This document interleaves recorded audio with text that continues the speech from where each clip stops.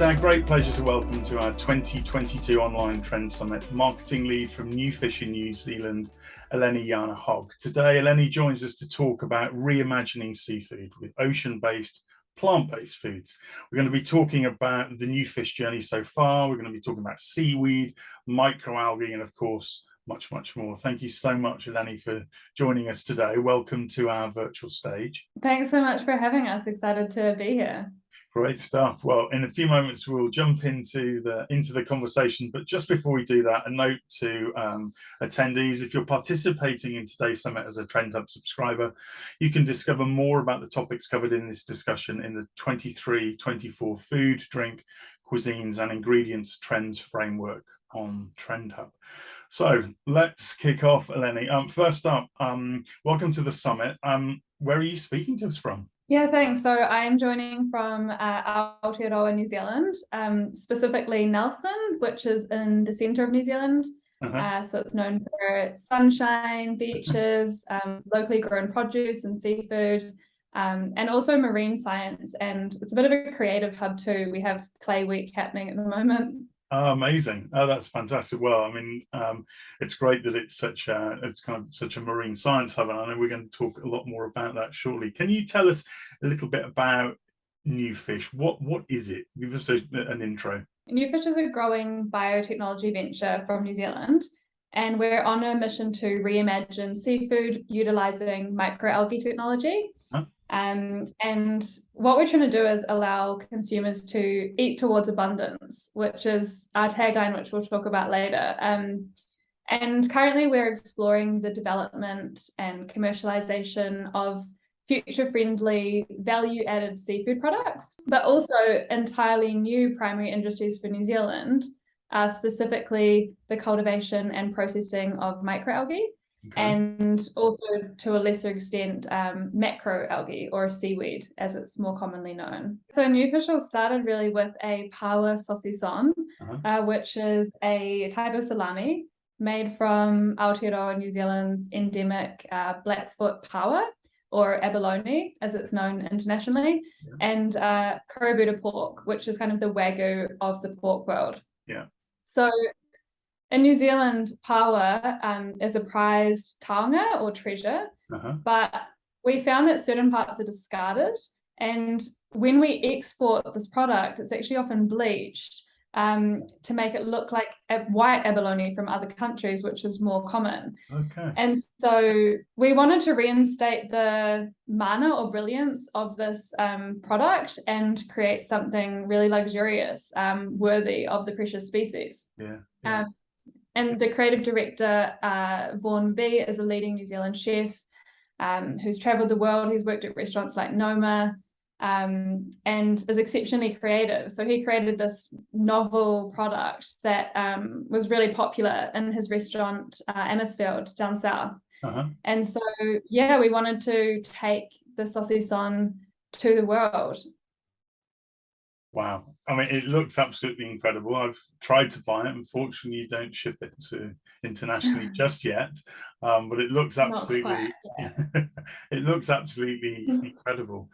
Can you tell us a bit about how, from these beginnings, that I guess started as you started to kind of build that concept around the saucisson, that's obviously taken you into different directions and a new focus for NewFish has evolved. Can you just tell us a bit more about that to get us to sort of more where you are now, I suppose? Yeah, so exploring some of these lesser known or lesser used species from New Zealand, we realized the value of seaweed and then subsequently microalgae. So seaweed had always been a part of the paua saucisson. And it was incorporated in the first instance for its umami flavor and texture. But what we realized as we tried to scale NewFish is the paua saucisson is delicious, but it's very high end. It's a luxurious product served at high-end restaurants, and you'll often only have, a few slices at a time. So really it's a delicacy. But a lot of the thinking behind the saucisson is really what NewFish stands for. And so we wanted to take some of those concepts and apply them to more scalable products. everything we make, we're looking to the future, but it has to taste delicious. And this is where, some of these future food companies struggle to get the buy-in from a bigger audience. We also, a concept we wanted to take forward is adding value to an endemic New Zealand species, and using parts of seafood or other products that may otherwise be discarded and kind of elevating them into something amazing. And our third kind of principle is that we want every ingredient to be of the highest quality and fully responsible, ethical, and traceable to source.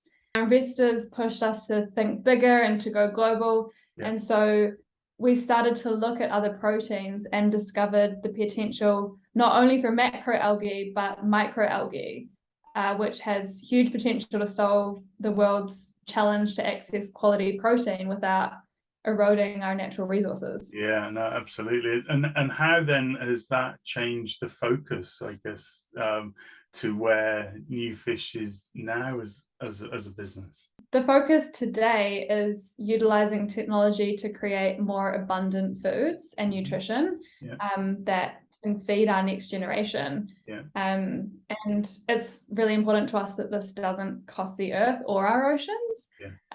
And so micro and macro algae are the answer. Well, that's NewFish's answer to this growing protein and nutrition problem. So they're water-based product, but very important to life on Earth because they help us breathe. They're capable of performing photosynthesis. Wow. And they produce about half of the atmospheric oxygen and use greenhouse gas carbon dioxide to grow. Right, okay. So as well as these environmental benefits, they're also high in protein and essential minerals.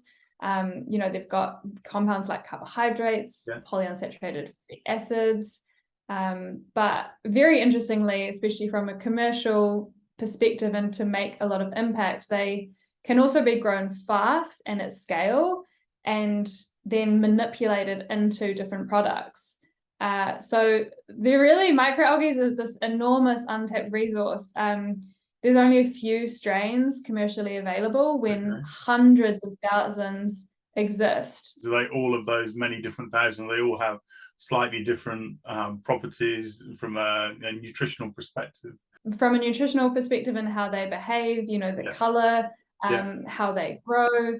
And so we're working on projects to really explore different strains and also strains that may be endemic to New Zealand. And the existing strains already are absolute superfoods and incredible, but to us it's, we don't even know what's below the surface.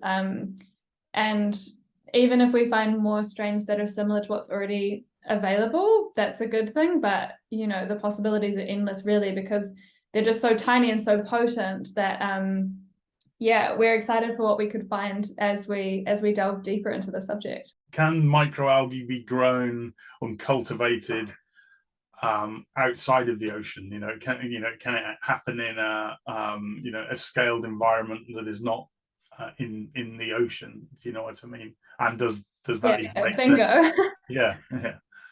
Yeah, that's again one of the really exciting parts about microalgae is that it can be grown in bioreactors. Right. So kind of steel vats, and within those you can control all of the different inputs, whether it's color or light or temperature or the pH, and that by playing with these different factors you can optimize the growth conditions and potentially optimize the end result as well. And so again, this is why it's such an interest, and within those bioreactors they can multiply in some cases as quickly as daily. They can double their biomass. And in other strains, every 2 or 3 days they may be doubling biomass in this controlled environment. So it's incredible growth rate. When you think of the comparison of agricultural products that take up a lot of land, and all the time. The microalgae can sit alongside that. It's not competing for the land in the same way. It can be grown in labs, but I think there's still a little bit of apprehension towards food grown in labs. But the nice thing about microalgae is that it's first and foremost from a natural, from natural sources, from the ocean, from freshwater sources. I'm a bit of a product person, and I know many of the people in the audience today will relate to product. Can you just help us imagine how, and I know I'm imagining there will be so many different permutations, but help us, I guess, imagine how this could manifest in actual product terms, in kind of applications, I suppose. It's kind of limitless what we can do with microalgae, because it can ultimately be concentrated down into a type of protein powder, which can then, go in to be the base of any number of foods, whether it's dairy products like milk or yogurt, or, like protein shakes, smoothies, bites, all of these different options. So that's kind of on the horizon for us. But the first product that we've created that harnesses microalgae is the NewFish Bite, BYTE. So a bit of a play on, the tiny nature of microalgae, which is so that's kind of a leveled up fish finger for the modern world, combining microalgae and natural plant proteins with a panko breadcrumb coated in a nugget shape, and so we launched that at a food festival this year, and it was really popular. We were excited because it was popular, not just with vegans, because it is completely plant-based, but also with foodies who were kind of like, oh, what's microalgae? Like, that sounds exciting. I know that, and I know because we featured it in a trend book last year, the ocean mortadella as well. That's something that you've... which looks so that incredible. In contrast, that is in contrast vividly green. And that's an entirely plant-based Italian style deli charcuterie, made of a mix of micro and macroalgae. So we've got kelp and wakame, and the microalgae in there as well. And there's this what looks like pork fat, but is actually this plant-based fat made of like smoked coconut. It's super innovative. So that was our chef Vaughan who came up with this concept, and it definitely has the wow factor.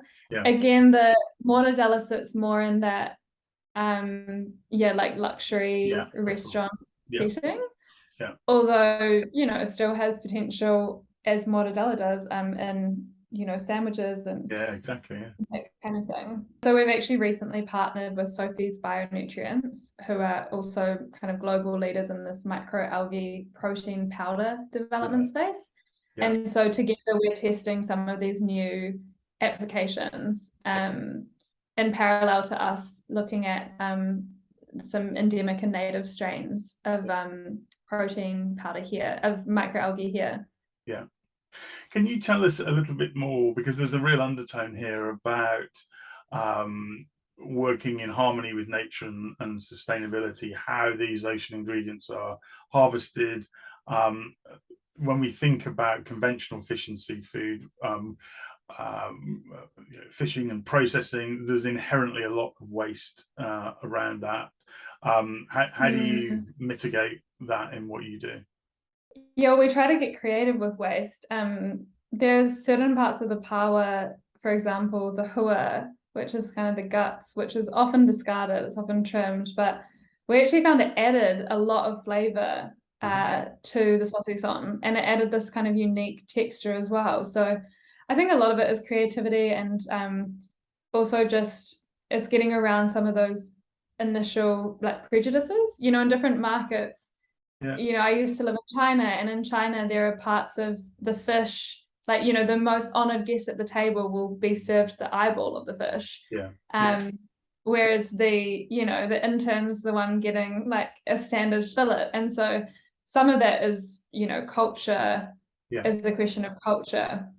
But in terms of like the seafood industry in New Zealand, we're really lucky because we have a world-leading quota management system. And so the seafood industry is really tightly managed here. So there's not a lot of waste from that perspective. And we're able to vet all of our suppliers and have direct relationships, so everything's traceable.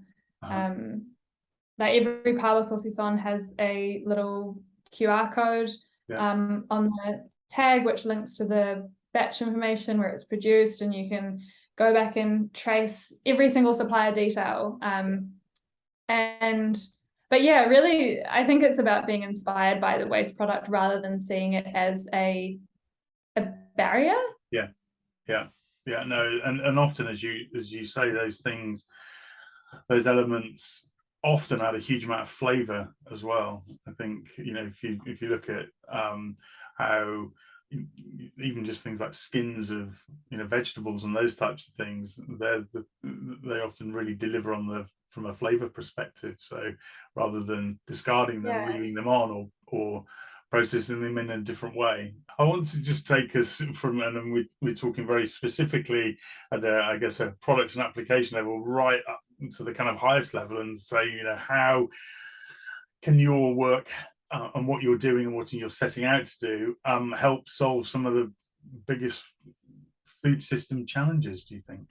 Microalgae just has so much potential. I mean, we're developing a highly nutritious natural food source that can be grown at scale with minimal inputs and minimal environmental impact, and it can form as the base, or it can act as the base for a whole range of food applications across multiple categories. So it kind of seems like the golden ticket in many ways. And a NewFish, you know, how we imagine the world, a NewFish food system, we seek to work alongside the sustainable food sources that we already have access to and build on that, not, you know, rip that out, but also to create alternatives for those that are no longer viable in the current environment. And as we spoke about earlier, the low land use footprint of microalgae means that it's not in competition, it's not in such direct competition with other food production systems. It's like additive, it's it's cumulative. It kind of adds to and enhances. I mean, I'm absolutely fascinated by this area, but one of the things that also interests us as an organization is about purpose and why businesses and people do what they do. So we've talked a lot about, you know, what you're doing, but I'm really intrigued to ask you why, and what is it you're setting out to do, and you know, why do you think that's important? Well, it's important because it's a big problem. But in terms of our, you know, our mission, as I touched on earlier, is to enable everybody to eat towards abundance. I think it's even on my background. And by that, what we really mean is by better protecting our natural resources, especially in our case, marine resources. And utilizing technology in harmony with nature to create more abundant foods and nutrition that feed our next generation. While we started making these exquisite culinary products, we soon realized that some of these ingredients that we were touching on did have the potential to really contribute to solving this immense issue, that this impending or even imminent crisis that the world faces in terms of, you know, how are we going to feed everybody, but also I think how we're going to create that transition. And right now, you know, you kind of have two extremes, where you have people who have to have their meat and 3 veg every night, and then people who have gone full-blown vegan. And we're as NewFish, we're not quite so polarizing. We seek to create products that both sides can incorporate into their day-to-day. And, you know, hopefully this category takes off and does become more mainstream. But that goes back to our principle of, you know, it has to taste good. We really want to make this accessible to everyday people. And you touched on something there. You touched on plant-based and vegan, and what I suppose what kind of company are you? Do you see yourselves as plant-based or vegan or something else entirely? How do you? How do you define Yeah, it? something else really. Yeah. I mean, our launch product had pork in it. Yeah. But that was a relatively small portion. It also had, this beautiful endemic pawa in it, and it had seaweed in it, and it had these other local ingredients like mulled Sauvignon Blanc and different herbs and things. And so we don't want to put ourselves into a box.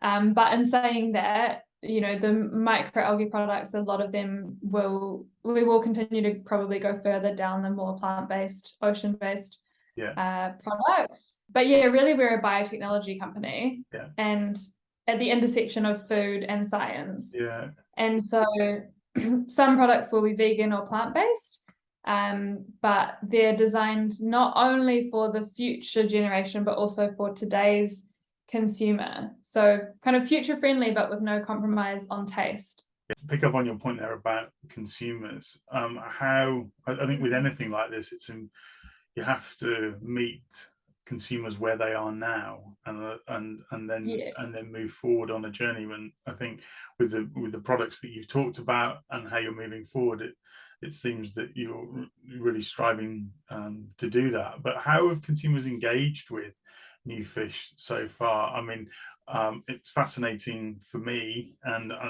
undoubtedly some in audience, but for some people that it could be quite a stretch. How have you found it?